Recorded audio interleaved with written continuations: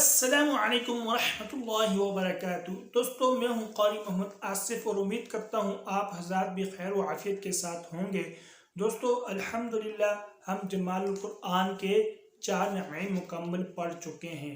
اب انشاءاللہ العزیز ہم جمال القرآن کے 5ویں نمائے کا آج سبق شروع کریں گے انشاءاللہ العزیز۔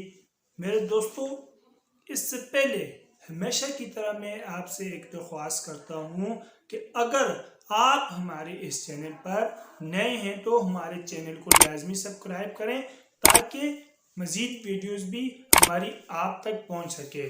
تو دوستو، آج ہم انشاءاللہ العزیز 5ویں نمائے کا سبق شروع کریں گے۔ 5ویں نمائے میں مصنف رحمۃ اللہ علیہ نے تجوید کا دوسرا جز یعنی حرفوں کی صفات لازمہ اور عارضہ کو بیان کیا ہے۔ 5ویں نمائے میں مصنف رحمۃ اللہ علیہ نے تجوید کا دوسرا جز یعنی حرفوں کی صفات لازمہ اور عارضہ کو بیان فرمایا ہے۔ دوستو، صفات صفت کی جمع ہے، صفات صفت کی جمع ہے اور صفت کہتے ہیں حرفوں کی وہ حالت جو مخرج سے ادا ہوتے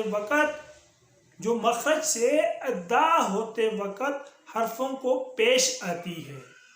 حرفوں سے مخرج سے ادا ہوتے وقت جو حرفوں کو جو پیش آتی ہے، مثلا حرف کا پر ہونا، حرف کا باریک ہونا، حرف کا نرم ہونا، حرف کا موٹا ہونا، حرف کا سخت ہونا، یہ وہ حالات جو حرف کو پیش آتی ہے اس کو صفت کہتے ہیں۔ مخرج سے ادا ہوتے وقت جو حرفوں کو پیش آتی ہے ان کو صفت کہتے ہیں۔ مثلا پر ہونا، موٹا ہونا، باریک ہونا اور نرم ہونا، سخت ہونا، ان کو صفت کہتے ہیں۔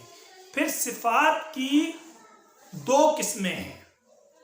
نمبر 1 صفات لازمہ، نمبر 2 صفات عارضہ۔ نمبر 1 صفات لازمہ، نمبر 2 صفات عارضہ۔ دوستو، صفات کی 2 قسمیں ہیں۔ نمبر 1 صفات لازمہ، نمبر 2 صفات عارضہ۔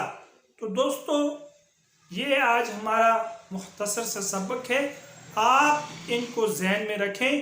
انشاءاللہ العزیز کل ہم صفات لازمہ کے 4 القاب پڑھیں گے، تو اس وقت تک آپ ان کو اپنے ذہن میں رکھیں اور اپنے بھائی قاری محمد آصف کو بھی خصوصی طور پر دعا میں یاد رکھا کریں۔ اور اگر آپ چینل پر نئے ہیں تو چینل کو لازمی سبسکرائب کریں تاکہ ہماری مزید ویڈیوز بھی آپ تک پہنچ سکے۔ اللہ حافظ۔